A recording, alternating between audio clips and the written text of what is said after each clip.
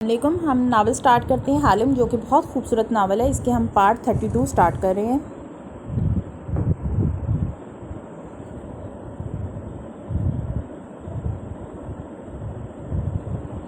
فاتح نے لکڑی کا ڈھکن ہٹایا تو اوپر سے روشنی آ رہی تھی۔ وہ تینوں باری باری باہر نکلے تو روشنی دیکھنے کے لیے لمحے بھر کو مبہوت رہ گئے۔ رات کے 11:30 بجے دن جیسی روشنی۔ وہاں آس پاس اونچے درخت تھے، گھنے، سرسبز اور اونچے۔ دن نکلا ہوا تھا مگر درختوں کے باعث ٹھنڈی چھایا تھی، جیسے عصر کا وقت ہو۔ فاتح نے کلائی بلند کی اور گھڑی دیکھی۔ ڈیجیٹل واچ رات کے 11:30 کا وقت بتا رہی تھی۔ اس کے ابرو چمبے سے کٹھے ہوئے۔ گردن گھما کے تالیہ کو دیکھا۔ یہ کہاں لے آئی ہو تم ہمیں؟ یہ تو کوئی جنگل ہے۔ ساتھ کھڑا ایڈم بول اٹھا۔ تالیہ نے گردن گھما کے اوپر آسمان کو دیکھا۔ یہاں روشنی کیوں ہے؟ یہی تو میں تم سے پوچھ رہا ہوں، کہاں لے آئی ہو ہمیں؟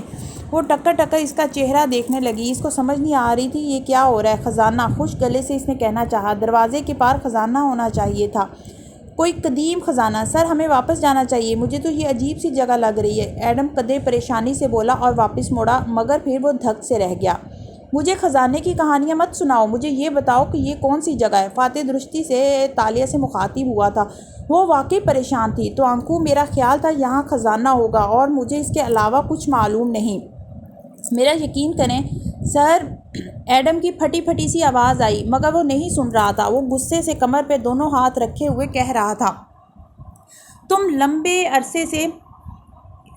عرصے کے لیے جیل جا رہی ہو، یہ تو طے ہے، مگر پہلے مجھے بتاؤ کہ کیا کھیل کھیل رہی ہو تم ہمارے ساتھ؟ مجھے خود سمجھ نہیں آ رہی۔ ہم تو نیچے گئے تھے تو یہ جنگل کہاں سے شروع ہو گیا؟ وہ پریشانی سے ادھر ادھر دیکھ رہی تھی۔ سر، ایڈم حواس باختہ سا پکار رہا تھا، وہ دروازہ کہاں گیا جس سے ہم آئے تھے؟ ان دونوں نے چونک کے اس کی طرف دیکھا جہاں زمین میں ٹریپ ڈور یعنی ڈھکن تھا، جس کو ہٹا کے وہ اوپر آئے تھے۔ وہ اب وہاں نہیں تھا، کچی مٹی برابر تھی۔ وہ تینوں اونچے درختوں کے درمیان ایک جنگل میں کھڑے تھے۔ تالیہ نے بیگ نیچے پھینکا اور بے اختیار آگے بڑھی۔ ایک درخت سے دوسرے درخت تک وہ ایک ایک تنے کو ہاتھ لگا کے ٹٹول رہی تھی، جیسے کچھ کھوج رہی ہو۔ خزانہ، راستہ، کوئی نشان، مگر وہاں نہ بندہ تھا نہ بندے کی ذات۔ خاموش پرسکون درختوں کے جھنڈ جو ہر طرف پھیلے ہوئے تھے۔ اتنے گھنے درخت کے چند میٹر دور تک کچھ دکھائی نہیں دیتا تھا، اور اوپر ان کے پتے باہم گلے ملتے تھے، جیسے سبز چھت سی بنی ہو۔ چھت کے اوپر سوراخوں میں کہیں کہیں سفید آسمان جھلکتا تھا۔ ایڈم، پولیس کو کال کرو، اپنی لوکیشن دو۔ اسے آگے دوڑتے دیکھ کے وہ برہمی سے بولا تو شل کھڑے ایڈم نے سیل فون نکالا۔ سگنل نہیں ہے، میں خود کرتا ہوں۔ فاتح نے اپنے فون کی سکرین روشن کی، سگنل غائب تھے۔ اس نے SOS بھیجنے کی کوشش کی، بے سود۔ اکتا کے چہرہ اٹھایا، سنہرے بالوں والی لڑکی پریشانی سے ایک درخت کے ساتھ کھڑی تھی۔ ہم کہاں ہیں؟ وہ بے یقین سی خود سے بڑبڑا رہی تھی۔ میرے سامنے اداکاری مت کرو تالیہ، اس کو اس کے نام سے پکار کے درستی سے بولا۔ سفید شرٹ کے آستین چڑھائے وہ ابرو بھینچے شدید بیزار لگ رہا تھا۔ یہ کوئی جنگل ہے۔ ایڈم نے گردن اٹھا کے اوپر دیکھا۔ Rain forest. 500 میٹر بھی نہیں چلے ہوں گے ہم۔ میرے گھر کے اتنے قریب کون سا جنگل ہے بھلا؟ مجھے بتاؤ تالیہ، یہ کون سی جگہ ہے؟ یہاں رات کے 11:30 بجے روشنی کیوں ہے؟ مجھے نہیں معلوم توانکو۔ وہ روحانسی ہو گئی۔ خزانہ، محل، جزیرہ، عیش و عشرت کی زندگی سب جنگل کی خاک میں مل چکا تھا۔ تم پہلے سے جانتی تھی یہاں کیا ہے؟ مجھے بتاؤ، مجھے سب کچھ بتاؤ۔ میں سچ کہہ رہی ہوں، مجھے نہیں معلوم، میرا اعتبار کریں، مجھے تمہارے ایک لفظ پہ بھی اعتبار نہیں ہے۔ فاتح نے سر جھکایا اور انگلیوں سے آنکھیں مسلیں، گویا چند لمحوں کو سوچا، پھر آگے بڑھ گیا۔ چند منٹ تک وہ آگے چلتا رہا، درخت نہ ختم ہونے والا سلسلہ۔ وہ اب غصے کے ساتھ ساتھ بے بسی بھی محسوس کر رہا تھا۔ واپس آیا تو وہ اسی طرح شل کھڑی تھی۔ یہ کوئی ایلیویژن ہے نا؟ اور تم نے یہ کسی فلم کا سیٹ بنایا ہے کیا؟ ایسا ہی ہے جہاں تم جیسے لوگ شکار کو گھیر کے اس کو ذہنی طور پر مفلوج کر کے اس کے راز، کریڈٹ کارڈ نمبرز، بینک پاس ورڈ لے لیتے ہیں۔ کیا تم میرے ساتھ یہی اس وقت کر رہی ہو؟ وہ برہمی سے اسے دیکھ رہا تھا۔ تم ابھی تک مجھے کون کر رہی ہو؟ میرا یقین کرے توانکو، مجھے نہیں معلوم یہ کون سی جگہ ہے۔ وہ ایک دم زور سے چیخی۔ ساری اداکاری، سارے دکھاوے، سارے ملمے غائب ہو گئے۔ وہ پریشان تھی، شدید پریشان۔ مگر فاتح نے نفی میں سر ہلایا۔ میں مان ہی نہیں سکتا کہ تم یہ سب نہ جانتی ہو۔ ایڈم ان دونوں سے بے نیاز زمین پہ اس جگہ بیٹھا جہاں وہ ٹریپ ڈور تھا، اور وہاں سے پتے اور لکڑی کی ٹہنیاں ہٹانے لگا۔ نیچے مٹی ہی مٹی تھی۔ وہ رہانسا سا ہو کر سیدھا ہوا۔ ہم واپس کیسے جائیں گے؟ وہ چابی کہاں ہے؟ وہ چونکی۔ فاتح نے اسے گھورتے ہوئے جیب میں ہاتھ ڈالا، مگر مٹھی باہر نکالی تو اس میں راکھ تھی۔ پل بھر کو تو وہ ساکت رہ گیا، پھر بے یقینی سے تالیہ کو دیکھا۔ کیا تم نے وہ میری جیب سے نکال لی؟ کیا چیز ہو تم؟ مگر تالیہ کی نظریں اس کی مٹھی میں موجود راکھ پہ جم گئی تھی۔ چابی راکھ ہو گئی تھی، اس کا چکر پورا ہو گیا تھا۔ نہیں، اسے بے یقینی سے نفی میں سر ہلایا۔ یہ شاید خواب ہے، یقیناً میں خواب دیکھ رہی ہوں۔ فاتح نے اکتا کے سر جھٹکا اور دوسری سمت میں آگے چلنے لگا۔ درخت دراصل ایک درختوں کا سلسلہ پھیلا ہوا تھا۔ فاتح نے اکتا کے سر جھٹکا۔ یہ سچ نہیں ہو سکتا، ملاکا میں ایسا کون سا جنگل ہے؟ یہ کوئی الوژن ہے۔ یہ لڑکی ڈرامہ کر رہی ہے۔ اس نے موبائل فضا میں بلند کیا مگر وہ سگنل کیچ نہیں کر رہا تھا۔ وان فاتح کی فرسٹریشن اور بے چینی شدید ہونے لگی۔ تالیہ ایک درخت کے تنے سے لگی آنکھیں موندے کھڑی تھی۔ یہ یقیناً ایک خواب ہے، ابھی میں جاگ جاؤں گی۔ وہ بڑبڑا بھی رہی تھی، دل میں بار بار کوئی کہتا کہ آنکھیں کھولو، مگر نہیں، یہ خواب ہی تھا۔ اس کا خزانہ اصلی تھا۔ یہ نہیں ہو سکتا تھا کہ دروازے کے آگے سنسان ویران جنگل ہو۔ نہیں، وہ ابھی نیند میں ہے۔ جب وہ جاگے گی تو وان فاتح کے گھر جائے گی۔ خزانہ کنویں کے نیچے تھا، وہ اسے ڈھونڈ لے گی۔ ایڈم ابھی تک زمین پہ بیٹھا ہاتھوں سے مٹی کھود رہا تھا، پھر کسی خیال کے تحت رکا۔ پولیس آنے والی ہوگی، اور ہاں، پولیس سیڑھیاں دیکھ لے گی اور یہاں پہنچ جائے گی۔ اس کی رنگت بحال ہونے لگی، آنکھوں میں امید جاگی۔ شکر ہے میں نے ان کو فون کر دیا تھا۔ وہ ہاتھ جھاڑتے اٹھ کھڑا ہوا، تبھی وان فاتح واپس آتا دکھائی دیا۔ بال ماتھے پہ بکھرے تھے اور ناک پہ غصہ دھرا تھا۔ عین تالیہ کے سامنے آ کے رکا۔ آنکھیں کھولو اور مجھے بتاؤ لڑکی کہ یہ سب کیا ہے؟ تالیہ نے آنکھیں کھولی۔ جنگل ایک ٹھوس حقیقت کی طرح اس کے گرد موجود تھا۔ توانکو اس کا دل ڈوبنے لگا۔ ذہن خواب کے مفروضے سے نکلا تو پریشانی پھر سے چھانے لگی۔ میں سچ کہہ رہی ہوں، میں نہیں جانتی یہ کون سی جگہ ہے۔ میں صرف خزانے کے لیے آئی تھی۔ مجھے کہانیاں مت سناؤ، مجھے سچ بتاؤ تالیہ۔ وہ 2-3 قدم قریب آیا، اس کی آنکھوں میں برہمی سے دیکھا۔ تالیہ کے چہرے پہ بے بسی پھیل گئی۔ میں کیا کروں جو آپ کو یقین آئے کہ میں بھی اتنی ناواقف ہوں جتنی آپ ہیں؟ میں سچ بول رہی ہوں۔ وہ روحانسی ہو گئی۔ عجیب وحشت ناک جنگل تھا، عجیب ناراض شخص تھا۔ تالیہ آخر آپ پورا سچ بتا کیوں نہیں دیتی؟ آپ کو کہاں ملی یہ چابی؟ کس نے بتایا نیچے خزانہ ہے؟ زمین پہ بیٹھا ایڈم جھلا کے بولا۔ میں اس چابی کو خواب میں دیکھتی تھی۔ میرا خیال تھا کہ اس کے پیچھے خزانہ ہے، مگر میری دوست کہتی تھی کہ خزانہ نہیں ہے، بلکہ… وہ ٹھٹک کے رکی، ایک دم شل ہو گئی ہو، ایسے جیسے کسی نے سر پہ بیلچہ دے مارا ہو۔ بلکہ… فاتح نے غور سے تالیہ کو دیکھتے ابرو اٹھائی۔ نہیں، تالیہ نے نفی میں سر ہلایا۔ وہ فضولیات بول رہی تھی، یہ ممکن نہیں ہے۔ وہ بے یقین تھی۔ کیا؟ مجھے بتاؤ کیا کہا اس نے؟ وہ کہتی تھی کہ اس دروازے کے پار 2 دریا ہیں، ماضی اور مستقبل کے۔ ان کو پار کر کے میں وقت میں پیچھے چلی جاؤں گی، کسی قدیم عہد میں، جہاں سے میں کبھی واپس نہیں آ سکوں گی۔ مگر یہ ممکن نہیں ہے، کوئی بھی وقت میں سفر نہیں کر سکتا۔ ظاہر ہے کوئی بھی وقت میں سفر نہیں کر سکتا۔ وہ اکتا گیا۔ کر سکتا ہے۔ ایڈم کی آواز پہ دونوں نے گردن موڑی۔ آئنسٹائن کی تھیوری ہے نا، اگر روشنی کی رفتار سے تیز چلو تو انسان ماضی یا مستقبل میں جا سکتا ہے، اور اس کی واپسی تک وقت رک جاتا ہے۔ وہ تحیر سے کہتا آگے آیا۔ اس کی حیرت بھری نظریں تالیہ پہ جمی تھی۔ تو آپ واقعی پمبوروں میں سے ہیں؟ پمبوروں کے بارے میں ہم بچپن میں کہانیاں سنتے تھے کہ وہ وقت میں سفر کر سکتے تھے۔ انہوں نے دروازے بنائے تھے جن میں چابی ڈالنے سے وقت کا قفل کھل جاتا تھا۔ وہ بنا پلک جھپکتے تالیہ کو دیکھتا قدم اٹھاتا قریب آ رہا تھا۔ آپ کی گردن پہ نشان ہے، آپ پمبوروں ہیں۔ بچپن میں ایک کہانی سنی تھی میں نے کہ یہ نشان صرف مسافروں کی گردنوں پہ ہوتا ہے۔ کیا واقعی ہم نے وقت کا دروازہ پار کر لیا ہے؟ شٹ اپ ایڈم، وہ بیزاری سے بولا۔ فضول باتیں مت کہو، یہ سب تالیہ کو دیکھا اس لڑکی کا کوئی ڈرامہ ہے۔ وہ بولا، مجھے کچھ نہیں معلوم، میں سچ کہہ رہی ہوں، میں صرف خزانے کے لیے، تم اور تمہاری کہانیاں۔ فاتح سر جھٹک کے پلٹ گیا، موبائل دیکھنے لگا۔ گوگل میپ، نو سگنل، وائی فائی، جی پی ایس، موبائل ڈیٹا، کچھ بھی کام نہیں کر رہا تھا۔ اس کی گردن جھکی تھی۔ تالیہ اور ایڈم کی نظریں اس کی گردن پہ جم گئی تھیں۔ آپ کی گردن پہ بھی نشان ہے سر؟ ایڈم متحیر سا بولا تو وہ چونکا، پھر بے اختیار گردن کی پشت کو چھوا۔ انگلیوں نے کھال میں کوئی فرق محسوس کیا تھا جو اس کے ماتھے کی سلوٹیں غائب ہونے لگی۔ ایڈم نے اپنے سیل سے اس کی گردن کی تصویر بنائی اور اسکرین کے سامنے کی۔ یہ تو تالیہ نہیں بنا سکتی، ہو سکتا ہے وہ درست کہہ رہی ہو۔ وہ اسکرین پہ بنی اپنی گردن کی پشت دیکھ کے منجمد ہو گیا۔ یہ بنا درد کے جلنے کا نشان تھا۔ نہیں، تالیہ پریشانی سے نفی میں سر ہلا رہی تھی۔ کوئی بھی وقت میں سفر نہیں کر سکتا۔ سکے پہ مظفر السلطان لکھا تھا۔ ایڈم تیز تیز بول رہا تھا۔ پہلے 1437 لکھا آ رہا تھا، مگر یہاں آتے ہی 863 لکھا آنے لگا۔ ان ہندسوں کا کیا مطلب ہے؟ وہ چنبے سے بولی۔ وان فاتح ابھی تک اسکرین پہ تصویر دیکھ رہا تھا۔ یہ سال 2016 ہے، اسلامی کیلنڈر کا 1437واں سال۔ لیکن یہاں آتے ہی ایڈم خواب کسی کیفیت میں بول رہا تھا۔ ہندسے بدل گئے، 863 ہو گئے، یعنی عیسوی کیلنڈر کا 1449واں سال، 15ویں صدی کا وسط۔ وہ دھک سے رہ گیا۔ 15ویں صدی سے مراد 1401 سے 1500 تک کے تمام سال ہوتے ہیں، جیسے 1980 19ویں صدی میں نہیں بلکہ 20ویں صدی میں شمار کیا جاتا ہے۔ کیسی باتیں کر رہے ہو؟ ایسا ممکن نہیں ہے ایڈم۔ تالیہ کو وحشت ہونے لگی۔ 1459 سن عیسوی یا 863 میں سن ہجری میں وہ سال تھا جب سلطان مظفر شاہ کا انتقال ہوا تھا۔ شاید ہم واقعی مظفر شاہ کے دور میں پہنچ گئے ہیں۔ ایسا کچھ نہیں ہے، تڑپ کے پیچھے ہوئی۔ میں ملائیشیا کی ہی ایک لڑکی ہوں، میں کوئی 15ویں صدی کے کسی لکڑہارے کی بیٹی نہیں ہوں۔ اچھا، یہاں دن نکلا ہوا چیتالیہ، یہاں موبائل سگنلز نہیں کام کر رہے۔ جب پولیس آئے گی تو میں ان سے کہوں گا کہ تمہیں بھی اس لڑکی کے ساتھ گرفتار کر لیں۔ ایڈم، کیوں میرا سر دماغ کھپا رہے ہو؟ فاتح غصے سے بولا، مگر اس کی آواز میں ویسی گرج نہیں تھی۔ سر، پمبوروں کی کہانیاں سب نے سن رکھی ہیں، شاید وہ کہانیاں سچ ہوں۔ ہم واقعی 15ویں صدی میں، یہ اس لڑکی کا کوئی کرتب ہے، مجھے اس کی کسی بات پہ اعتبار نہیں ہے۔ وہ اب بھی ماننے کو تیار نہیں تھا۔ پہلے اس نے میرے گھر سے فائل چرائی، پھر تالیہ تڑپ کے اس کی طرف گھومی۔ کیا ثبوت ہے آپ کے پاس کہ میں نے آپ کی فائل چرائی؟ ہاں، گواہ ہے میرے پاس۔ اچھا، کیا دیکھا گواہوں نے؟ مجھے بھی تو پتہ چلے۔ تالیہ نے آواز بلند ہو گئی۔ چند لمحوں کے لیے وہ بھول گئی کہ وہ کہاں کھڑی ہے۔ فاتح کے ابرو اسی طرح تنے رہے۔ تم عشر کی پارٹی سے اپنی کار لینے میرے گھر آئیں جب گھر میں ہم لوگ نہیں تھے، پھر تم نے میرے لاکر سے، مگر چیتالیہ تو گھر نہیں آئی تھی، ایڈم حیرت سے بولا تھا۔ ان کی کار تو میں خود ان کے گھر ڈراپ کرنے گیا تھا۔ فاتح کے الفاظ کہیں ٹوٹ گئے۔ اس نے ابرو اٹھا کے ایڈم کو دیکھا۔ تم گئے تھے؟ جی، مجھے مسز اسرا نے کہا تھا کہ کار چیتالیہ کے گھر چھوڑ آؤں۔ تالیہ تو ٹیکسی لے کر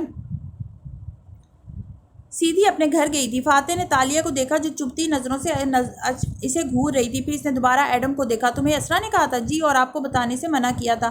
اگر مجھے معلوم ہوتا کہ آپ اس لیے چیتالیہ کو ملزام ٹھہرا رہے ہیں تو میں پہلے یہ بتا چکا ہوتا۔ اچھا، تبھی مسز اسرا نے مجھے اگلے دن آپ سے ملنے نہیں دیا اور اچھا ٹھیک ہے بس۔ اس نے برہمی سے ہاتھ اٹھا کے روکا۔ تالیہ کی سلگتی نظریں ابھی تک اس پہ جمی تھی۔ وہ ماتھے پہ بل لیے پلٹا اور ایک طرف چلتا گیا۔ وہ ذہنی طور پر ڈسٹرب ہو گیا تھا۔ صاف ظاہر تھا۔ تھوڑی دور وہ ایک درخت تلے رک گیا۔ ان دونوں کی طرف پشت کیے اس نے پیشانی پہ ہاتھ رکھ کے آنکھیں کرب سے بند کی۔ اسرا، تم عشر کے ساتھ؟ اف۔ وہ دونوں وہاں خاموشی سے کھڑے اسے دیکھتے رہے۔ پھر تالیہ نے ایک نگاہ غلط ایڈم پہ ڈالی۔ یہ مت سمجھنا کہ تم نے میری حمایت کی ہے تو میں وہ سب بھول جاؤں گی جو تم نے کیا۔ ایڈم نے جواباً خفگی سے اسے دیکھا۔ میرا کیا قصور ہے؟ میں نے تو منع بھی کیا تھا کہ دروازے کو مت کھولیں، مگر چپ کرو، یہ سب تمہاری وجہ سے ہوا ہے۔ وہ ناک سے مکھی اڑاتی جھلا کے بولی۔ چند لمحے خاموشی سے گزر گئے۔ فاتح فاصلے پہ خاموش کھڑا تھا۔ تالیہ درخت کے تنے سے ٹیک لگائے کھڑی رہی اور ایڈم ایک پتھر پہ بیٹھا رہا۔ مجھے یقین تھا کہ خزانہ ہے۔ کچھ دیر بعد وہ خود سے بولی تھی، خزانہ ہونا چاہیے تھا۔ یہ کیسے ہو سکتا ہے کہ خزانہ نہ ہو؟ آپ کو اب بھی خزانے کی فکر ہے؟ ہم مصیبت میں پھنس چکے ہیں چیتالیہ۔ ایڈم بگڑا تو تالیہ نے اسے گھور کے دیکھا۔ تمہیں اندازہ بھی نہیں ہے کہ وہ خزانہ میرے لیے کیا تھا۔ میں صرف یہ سوچ رہا ہوں کہ اگر یہ واقعی 15ویں صدی ہوئی تو ہم اگر واقعی وقت میں 557 برس پیچھے چلے گئے ہوں تو ایسا ممکن نہیں ہے۔ اس نے اوپر دیکھا۔ یہاں سے نکلنے کا کوئی راستہ تو ہوگا، میں ڈھونڈتی ہوں۔ بیگ کندھے پہ ڈال دی وہ شمال کی جانب چل دی۔ مٹی، پتھر، ٹہنیاں اور وہ ہر شے کو جوگر سے عبور کرتی درختوں کے درمیان آگے بڑھتی گئی۔ چند منٹ بعد اسے احساس ہوا کہ یہ جنگل اصلی تھا اور بہت گھنا تھا۔ تالیہ مراد کا دل بیٹھنے لگا۔ یہ خزانے کا لالچ اسے کہاں سے لے آیا تھا؟ کیسی جگہ تھی؟ کون سی دنیا تھی یہ؟ تم 15ویں صدی کی لڑکی ہو تالیہ، کسی غریب لکڑہارے کی بیٹی جو کسی وجہ سے وقت میں سفر کر کے آگے نکل آئی تھی۔ تم واپس جاؤ گی تو وقت وہیں سے شروع ہوگا جہاں سے تم گئی تھی، جہاں سے مراد نے اپنی 11 سالہ بیٹی کو کھویا تھا۔ داتن کی آواز گونجنے لگی۔ اس وحشت زدہ جنگل میں تو داتن کی آواز کی بازگشت بھی سنائی دیتی تھی۔ اسے خوف سا آنے لگا۔ فوراً پلٹی اور تیز تیز واپسی کے لیے قدم اٹھائے۔ ابھی وہ ایڈم اور فاتح سے چند میٹر ہی دور تھی کہ اس کا پیر رپٹا۔ وہ اندھے منہ نیچے گری۔ فاتح چونک کے گھوما، پھر تیزی سے اس کی طرف آیا۔ ایڈم بھی اپنی جگہ سے اٹھا۔ گرتے ساتھ ہی وہ کرائی، مگر ان کو اپنی طرف آتے دیکھ کے فوراً سے اٹھی اور کپڑے جھاڑے۔ منہ پہ گیلی مٹی لگ گئی تھی۔ اس نے ہتھیلی سے وہ صاف کی، پھر ٹھٹکی۔ میرے خواب؟ کون سے خواب؟ وہ جو اس کو گرتے دیکھ کے تیزی سے آیا تھا، سنبھلتے دیکھ کے چہرے پہ وہی بیزاری لائے واپس رک گیا۔ میرے خواب ہمیشہ سچے ہوتے ہیں۔ میں نے خواب میں دیکھا تھا یہ جنگل، ہم تینوں تھے ادھر اور ہماری گردنوں میں پھندے تھے۔ وہ خود سے بول رہی تھی جیسے بالکل مبہوت ہوئے۔ تو میرے خواب علامتی نہیں تھے، وہ ہو بہو مستقبل کا عکس تھے۔ اور کیا دیکھا تم نے خواب میں؟ وہ بغور اس کے چہرے کے اتار چڑھاؤ دیکھ رہا تھا۔ سوال پہ تالیہ پہلے چونکی، پھر ماتھے پہ بل ڈال دیے، ہاتھ جھاڑے اور کچھ نہیں کہتی آگے بڑھ گئی۔ جنگل میں تیز روشنی محض آدھے گھنٹے میں گھپ اندھیرے میں بدل جاتی تھی۔ جیسے ہی مغرب کا وقت ہوا، چند منٹوں میں ہر طرف اندھیرا چھا گیا۔ پرندوں کی چہچہاہٹ اونچی ہونے لگی۔ دور جھرنے کے بہنے کی آواز البتہ سنائی دے رہی تھی۔ درختوں کے درمیان ایک کتے پہ ایڈم کہیں سے 3 پتھر اٹھا لایا تھا، بڑے بڑے 3 پتھر، اور خود ایک پہ بیٹھ گیا۔ اب اس ڈوبتی شام میں وہ بار بار گھڑی دیکھ کے ان کو تسلی دے رہا تھا۔ پولیس ہمیں لینے آ جائے گی، کوئی تو آ جائے گا، ان کو وہ سیڑھیاں مل جائیں گی اور پھر وہ ہمیں یہاں سے نکال لے جائیں گے۔ تالیہ ساتھ والے پتھر پہ بیٹھی اس کو سنتی رہی۔ فاتح کا پتھر خالی تھا۔ وہ دور ایک درخت کے تنے کے ساتھ بیٹھا تھا، ہاتھ میں ٹہنی لیے اس سے پتے توڑ توڑ کے پھینک رہا تھا۔ گائے بگائے موبائل نکال کے دیکھتا، نو سگنل۔ پھر ایڈم بھی خاموش ہو گیا۔ پرندے گنگناتے رہے، جھرنے کا پانی بہتا رہا۔ حقیقت ہر گزرتے پل گہری ہوتی گئی، اٹل اور ٹھوس۔ یہ الوژن نہیں تھا، یہ واقعی کچھ جنگل تھا۔ کس زمانے کا کوئی واقف نہ تھا، وہاں زمان و مکان کے سارے پیمانے ختم ہو چکے تھے، کوئی نہیں آیا ابھی تک۔ تالیہ نے کلائی میں گھڑی دیکھی، کوالالمپور کے وقت کے مطابق رات کے 2:30 بج رہے تھے، مگر یہاں اندھیرا بھی چھایا ہوا تھا۔ کوئی آ جائے گا، ایسا ہو نہیں سکتا کہ مان فاتح غائب ہو جائیں اور کوئی ان کو لینے نہ آئے، سارے ملک میں کہرام مچ جائے گا۔ پتھر پہ بیٹھے ایڈم نے سنجیدگی سے اسے تسلی دیتے ہوئے کہا۔ تالیہ نے گھور کے اسے دیکھا۔ خیر میں بھی کوئی لاوارث نہیں ہوں، رات گھر نہ پہنچی تو وہ موٹی میرے لیے بھی آ جائے گی، دیکھنا۔ کون موٹی؟ وہ حیران ہوا۔ میری برائلر مرغی جیسی دوست لے آنا۔ ایسے کیا دیکھ رہے ہو؟ کسی کو یوں موٹی نہیں کہتے چیتالیہ، وہ برا مان گیا۔ میں تو اس کو کالی اور بدصورت بھی کہتی ہوں۔ وہ اونچے پتھر پہ ٹانگ رکھے بیٹھی تھی اور چہرہ دائیں ہتھیلی پہ گرا رکھا تھا۔ کیوں؟ ایڈم کی آنکھیں صدمے سے کھل گئیں۔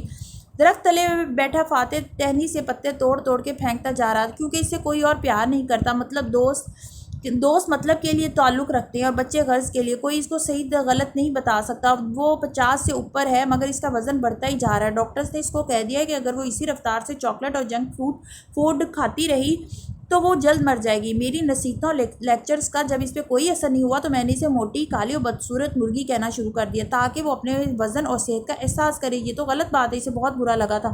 تو کیا کروں؟ موٹی کہنے پہ وہ برا ہی نہیں مناتی تھی، بدصورت کہتی ہوں تو اب پتلا ہونے کے طریقے گوگل کرنے لگی ہے۔ 2-4 نام اور رکھوں گی تو اپنے وزن کو سیریسلی لے گی۔ اپنی لاپرواہی اور بد احتیاطی کی وجہ سے موٹے ہونے والوں کو بار بار ان کی صحت کا احساس دلانا چاہیے، کیونکہ انسان جتنا پتلا اور فٹ ہو وہ اتنا ہی خوش اور موٹیویٹڈ رہتا ہے۔ وہ چونکہ ایک عورت ہے، اس لیے اگر کوئی کسی اور وجہ سے ڈائٹ پہ نہیں جائے گی تو کم از کم اچھا لگنے کے لیے تو چلی ہی جائے گی۔ پھر بھی چیتالیہ، یہ کافی بے رحمانہ انداز ہے۔ تالیہ نے تندی سے اسے گھورا۔ تمہیں ابھی تک معلوم نہیں ہوا کہ تالیہ تمہاری کوئی ایوریج فیری ٹیل گرل نہیں ہے جو سادہ اور معصوم سی ہو۔ میں کرمنل ہوں، کرمنلز ایسے ہی ہوتے ہیں۔ ہاں؟ پھر ناک سکوڑ کے منہ پھیر لیا۔ دفتن فاتح درخت تلے سے اٹھا۔ تالیہ نے کنکھیوں سے دیکھا، وہ اب اس کی طرف آ رہا تھا۔ وہ چہرہ موڑ کے دوسری طرف دیکھے گئی۔ وہ اس کے سامنے پتھر پہ آ کے بیٹھا۔ بولنا شروع کرو۔ انداز غصیلا نہ تھا مگر نرم بھی نہ تھا۔ وہ چونک کے اسے دیکھنے لگی۔ کیا؟ سب کچھ بتاؤ مجھے شروع سے، سچ۔ اور آپ کو کیسے پتہ چلے گا کہ میں سچ بول رہی ہوں؟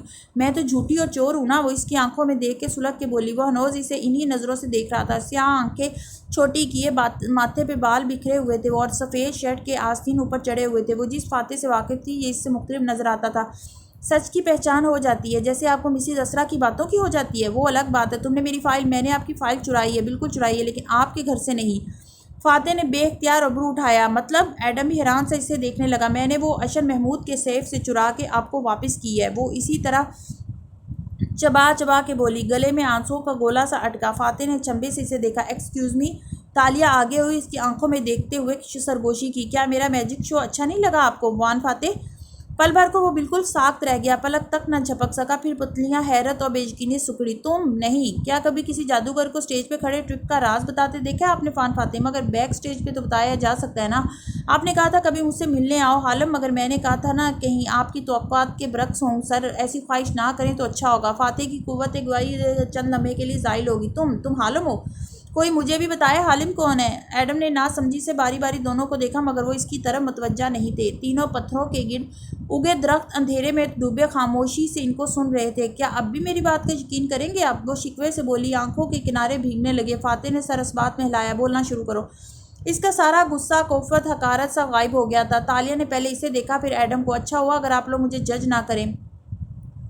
تم بولنا شروع کرو تالیہ۔ سچ بولنا صرف شروع میں مشکل لگتا ہے، پھر یہ وقت کے ساتھ ساتھ آسان ہو جاتا ہے۔ وان فاتح کی آواز میں نرمی تھی، وہ متوجہ تھا، سنجیدہ۔ کچھ بدل گیا تھا، میجک شو کے الفاظ کے ساتھ ہی سارا سما بدل گیا تھا۔ تالیہ نے گہری سانس لی، آنکھوں کے کنارے رگڑے اور درختوں کو دیکھ کے کہنے لگی، میرا اصل نام تالیہ مراد ہے۔ میں 11 برس کی عمر میں ایک چرچ میں پائی گئی تھی۔ پہلے میں جانتی تھی کہ میں کہاں سے آئی ہوں، لیکن اب اس نے گردن اٹھا کے اوپر دیکھا جہاں گھنے درختوں کے پار گہرا پڑتا آسمان دکھائی دے رہا تھا۔ ایڈم نے ٹارچ جلا دی تھی جس سے سفید نیلی سی روشنی تینوں پتھروں کے گرد پھیل رہی تھی۔ اب مجھے یقین آ رہا ہے کہ شاید داتن درست کہتی تھی، میں واقعی 15ویں صدی کے کسی لکڑہارے کی بیٹی ہوں جو پمبورو تھا۔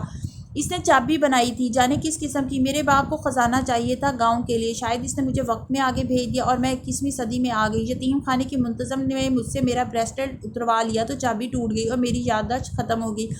وہ دونوں اسے سن رہے تھے۔ جنگل پہ اندھیرا چھا رہا تھا، پرندوں کی آوازیں دم توڑ رہی تھیں۔ اب تالیہ نے سر جھکا لیا تھا۔ میں کچھ سال یتیم خانے میں رہی، پھر ایک فیملی نے مجھے اڈاپٹ کر کے لاہور لے گئی۔ وہ میرے اوپر ظلم کرتے تھے، میں نوکرانی کی طرح بڑی ہوئی۔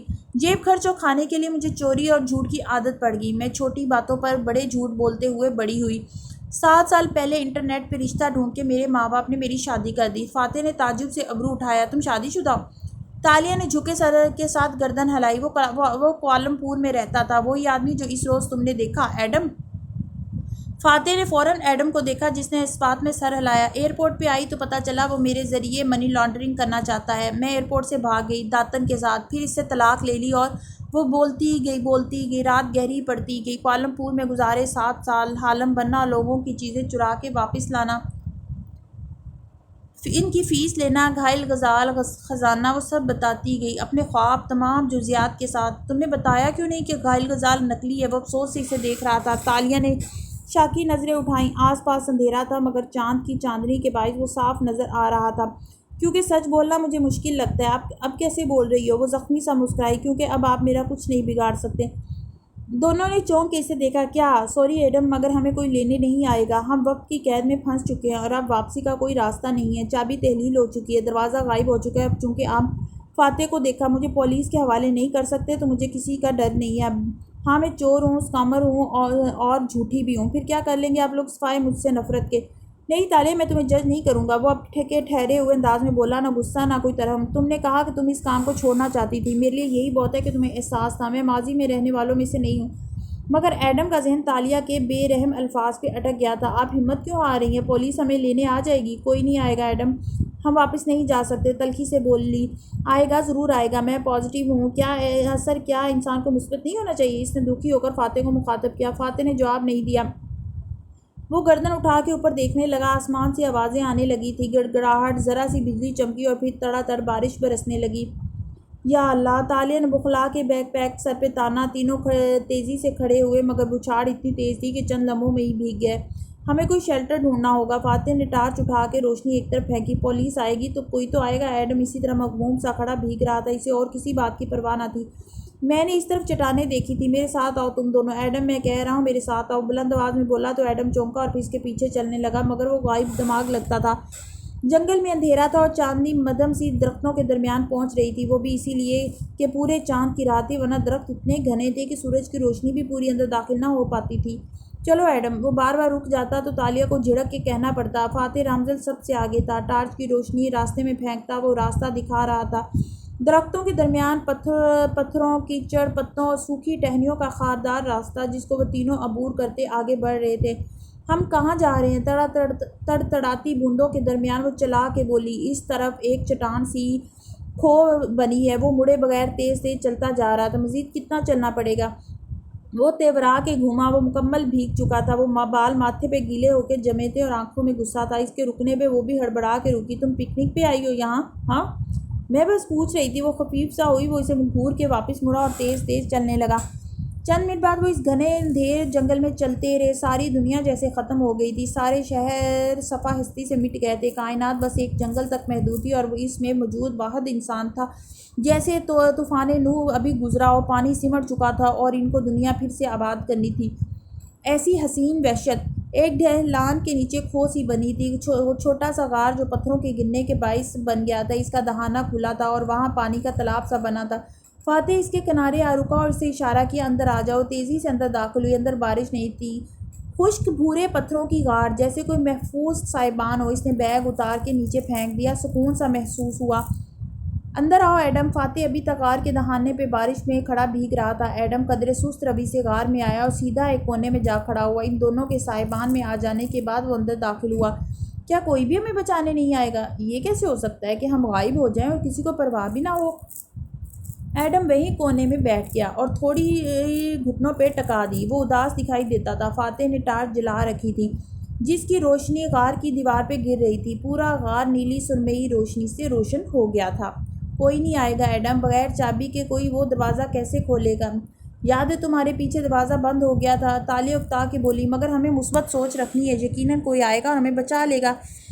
فاتح خاموشی سے متصل دیوار کے ساتھ کھڑا تھا۔ وہ مسلسل ٹارچ کا بٹن جلا بجھا رہا تھا۔ غار میں روشنی پھیلتی، پھر اندھیرا چھا جاتا، پھر روشنی، پھر اندھیرا۔ وہ کچھ سوچ رہا تھا۔ کوئی نہیں آئے گا ایڈم، ہم مصیبت میں پھنس چکے ہیں۔ ایڈم کی آنکھوں میں کرچیاں سی ابھریں۔ کیا کسی کو ہماری پرواہ بھی نہیں ہوگی؟ میں بتا رہی ہوں نا، ہم نے دروازہ بند کر دیا تھا۔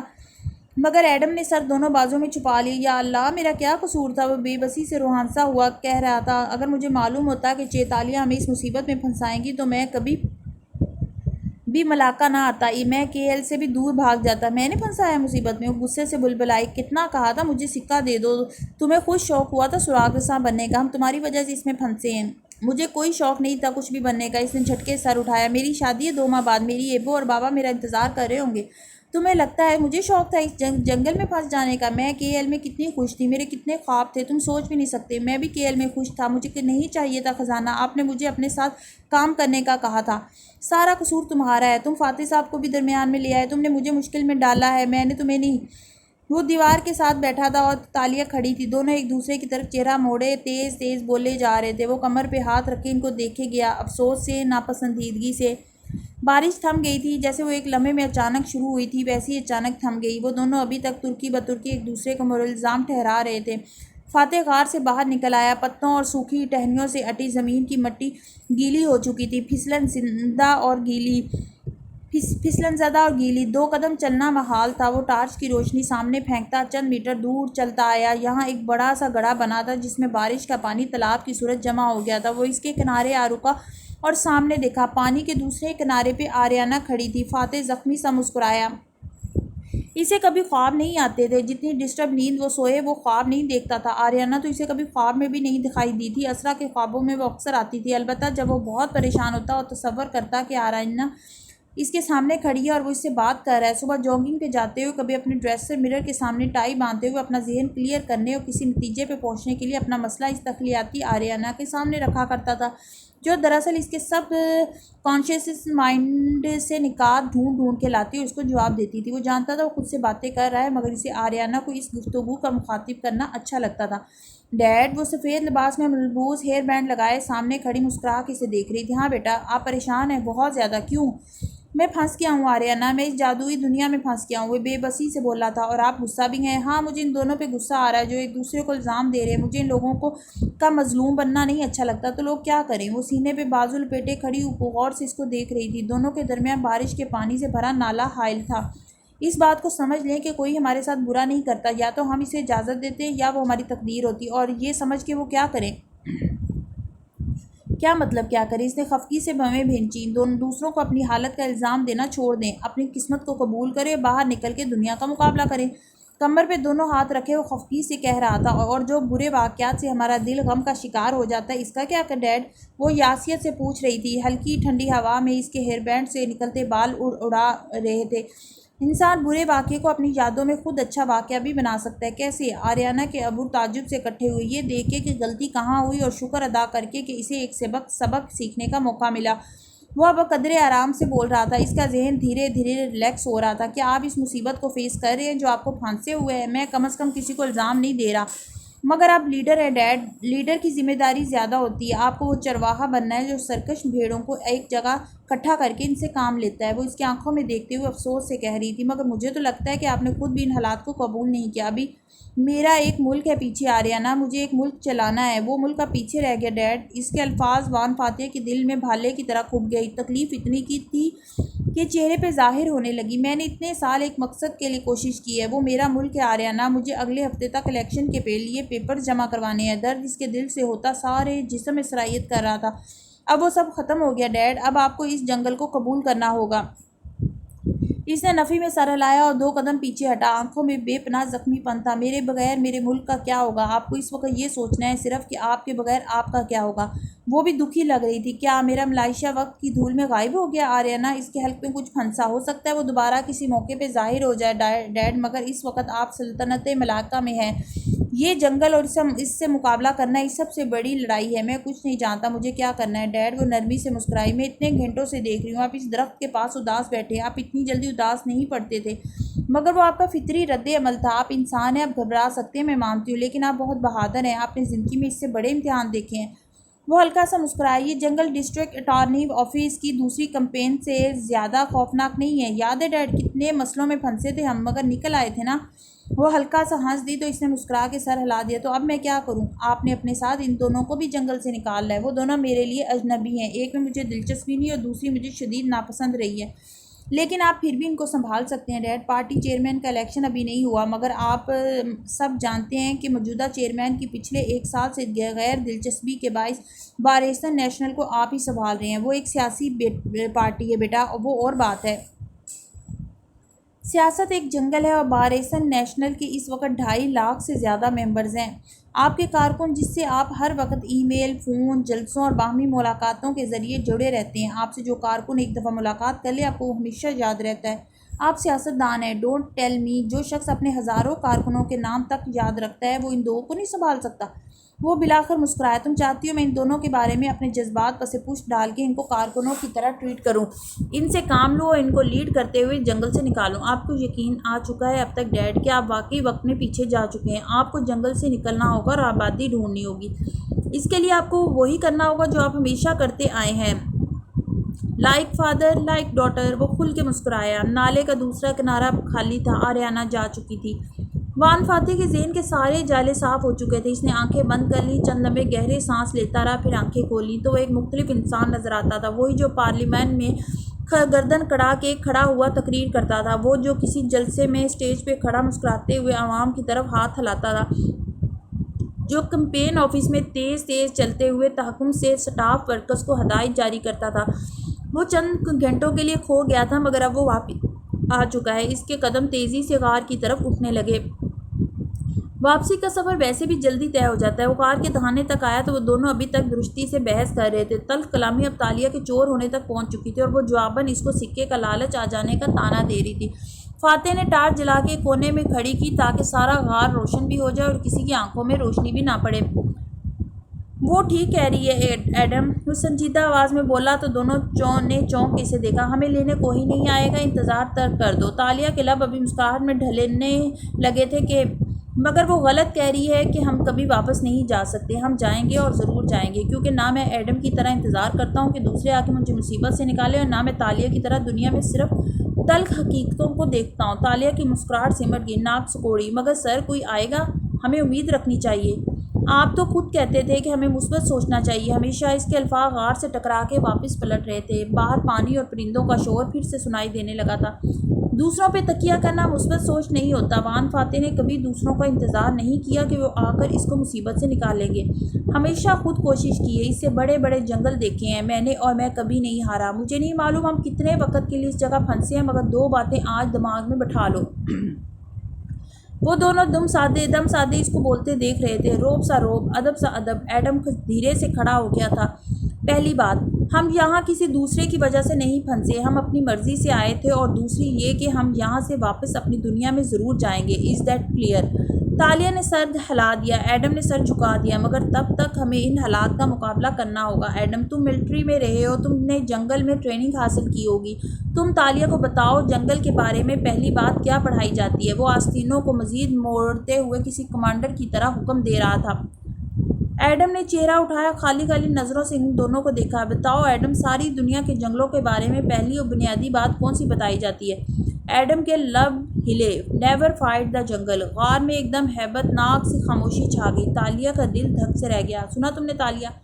ہم دونوں جانتے ہیں اس بات کو، تم بھی جان لو۔ جنگل سے کوئی لڑائی نہیں کی جاتی، صرف اس کے اندر سے راستہ بنا کر اس سے نکلنا ہوتا ہے، کیونکہ جنگل اور انسان کی لڑائی میں جنگل ہمیشہ جیت جاتا ہے۔ لڑیں گے نہیں تو زندہ کیسے رہیں گے؟ اس کا دل ڈوبا۔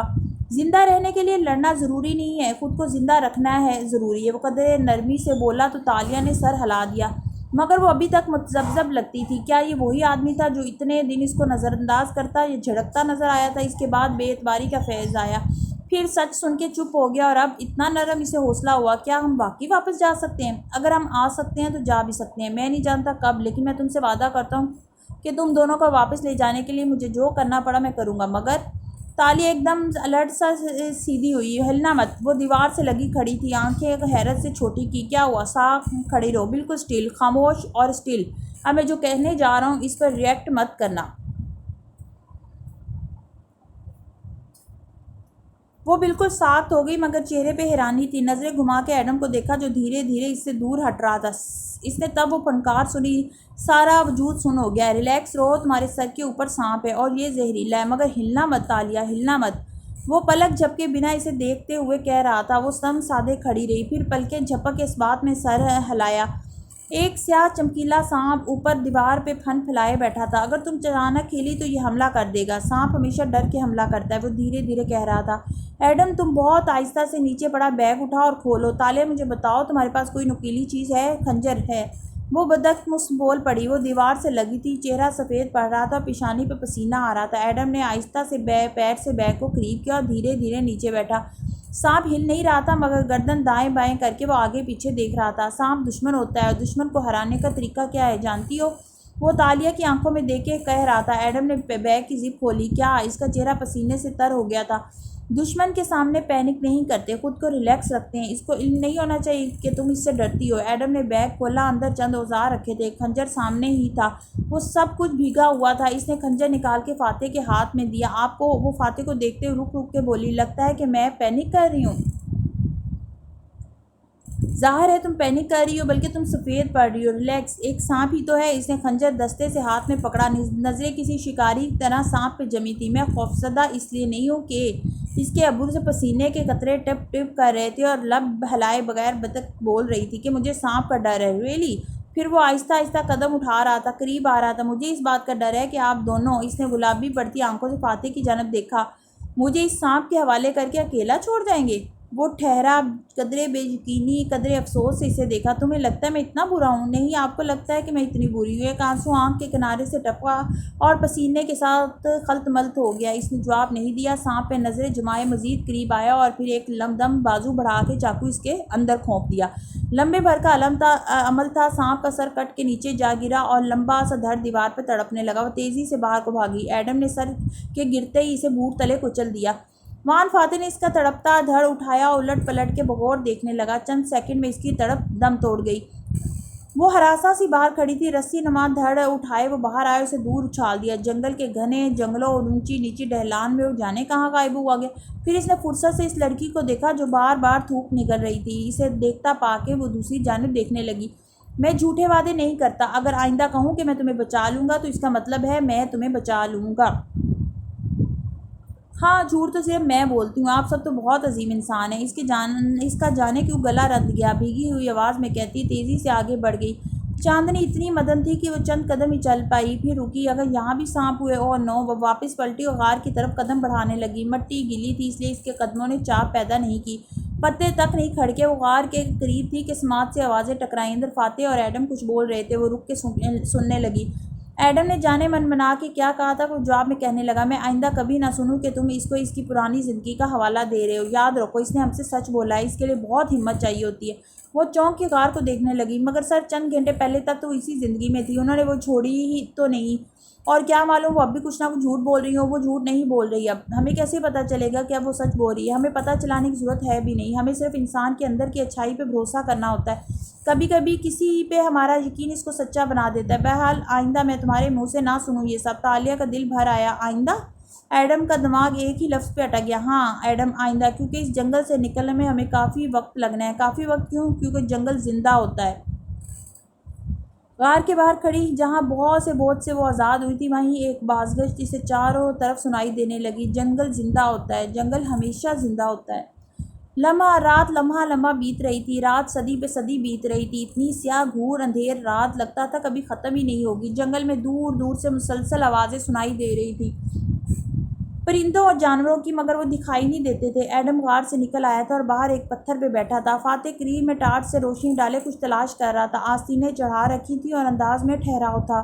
تالیہ کافی فاصلے پہ بارش کے جمع ہوئے پانی کے جوہر کے ساتھ بیٹھی تھی۔ سیل کی ٹارچ اس نے جلا رکھی تھی کہ جانے کب کوئی سانپ بچھو نکل آئے۔ جنگل زندہ تھا، احساس ہو گیا تھا۔ پتھروں کے نیچے، درختوں پہ، چٹانوں پہ رینگتے کتنے جانور اور کیڑے مکوڑے ان کے ساتھ موجود تھے۔ وہ جنگل کو زندہ رکھے ہوئے تھے۔ اس کے پاس پانی کی ایک ہی بوتل تھی جس سے وہ تینوں پانی پی چکے تھے، اور پانی ختم ہو چکا تھا۔ کولا کا کین بھی ختم ہو چکا تھا۔ شدید حبس اور گرمی ہو رہی تھی۔ سر، ایڈم نے فاتح کو یوں پتھروں میں کچھ تلاش کرتے دیکھا تو پکارا، آپ اتنے آرام دہ کیسے لگ رہے ہو گئے ہیں؟ میرا تمہارے مایوسی کے برا حال ہے۔ وہ اداس لگ رہا تھا۔ وان فاتح نے اس سے بڑے ہاتھ سے دیکھے ہیں ایڈم۔ کیا آپ جنگلوں میں بہت آیا کرتے تھے چھٹیوں وغیرہ میں؟ تم نے تو ملٹری میں ٹریننگ لی ہے، تم سے زیادہ وقت تو نہیں گزارا ہوگا میں نے جنگلوں میں۔ اس نے ایک لکڑی کی ٹہنی زمین سے اٹھائی اور خنجر سے اسے کاٹا۔ تالیہ رخ موڑے پانی کے قریب بیٹھی تھی، البتہ کان وہیں لگے تھے۔ خنجر سے ٹہنی کے کاٹنے کی آواز کی گونج پلٹ پلٹ کے سنائی دے رہی تھی۔ ملٹری کی یاد بھی تکلیف دہ ہے۔ ایڈم نے چہرہ ہاتھوں میں گرا دیا۔ میں وہ سب بھلانے کی کوشش کرتا رہتا ہوں۔ کیوں؟ فاتح اس کے سامنے پتھر پہ آ بیٹھا اور گھٹنے پہ ٹہنی رکھ لی، پھر خنجر سے اسے چھیلنے لگا۔ کیونکہ مجھے نسلی تعصب کی وجہ سے وہاں سے نکالا گیا تھا، میں وہ سب نہیں بن سکا وہاں جو میرے دوست بنتے گئے، تو اس میں اتنا غمگین ہونے والی کون سی بات ہے؟ ہر انسان کسی نہ کسی مقام پہ جاب میں دھکا کھاتا ہے۔ وہ اب سر جھکائے لکڑی کی مہارت سے خنجر سے چھیل رہا تھا۔ ایڈم نے تعجب سے اسے دیکھا۔ سر، میری جاب چلی گئی، میرا کیریئر ختم ہو گیا، اس دھکے نے میری زندگی برباد کر دی۔ اور تم نے اس سے کیا سیکھا؟ خنجر چلاتے ہوئے پوچھا۔ جواب نہیں آیا تو نظریں اٹھا کے ایڈم کو دیکھا۔ کیا تم نے اس واقعے سے کچھ نہیں سیکھا؟ تالیہ نے گھٹنوں سے چہرہ اٹھایا اور مڑ کے اسے دیکھنے لگی۔ وہ میری زندگی کا ایک ٹریجک ترین واقعہ تھا ایڈم۔ ہمارے نبی کریم صلی اللہ علیہ وآلہ وسلم نے ہمیں دو چیزوں سے آزاد کر دیا تھا، ماضی کے غم اور تالیہ کو کن آنکھوں سے دیکھا، مستقبل کے خوف سے۔ کوئی برا واقعہ تمہارے ساتھ گزرا بھی ہے تو تم اس کو اپنا استاد بنا لو، بس بات ختم۔ وہ کیسے؟ سوچو کہ یہ کیوں ہوا اور اگلی دفعہ وہ کام نہ ہو کرو۔ اس کو میچور ہونا یا گرو کرنا کہتے ہیں۔ کیوں تم لوگ پرانے غم سینے سے لگائے بیٹھے رہتے ہو؟ دنیا ماضی اور مستقبل کی قید سے آزاد لوگوں کی ہے۔ چاقو کے لکڑی پہ چلنے کی آوازیں برابر سنائی دے رہی تھی، مگر مجھے لگتا ہے میں ایک ٹوٹل فیلئر ہوں۔ میں بات بات پہ گلٹی فیل کرتا ہوں۔ یہ کیا بول دیا؟ یہ کیوں بول دیا؟ تالیہ نے ناک سکوڑ کے چہرہ موڑ لیا۔ گلٹی کا بچہ اتنے دن میرے پیچھے پڑا رہا ہے۔ یہ ان لوگوں کی نشانی ہے جو نہ خود سے پیار کرتے اور نہ ہی خود پہ بھروسہ کرتے۔ میرے پاس خود سے پیار کرنے کے لیے کوئی وجہ ہی نہیں ہے سر۔ اس نے پھر سے چہرہ جھکا لیا۔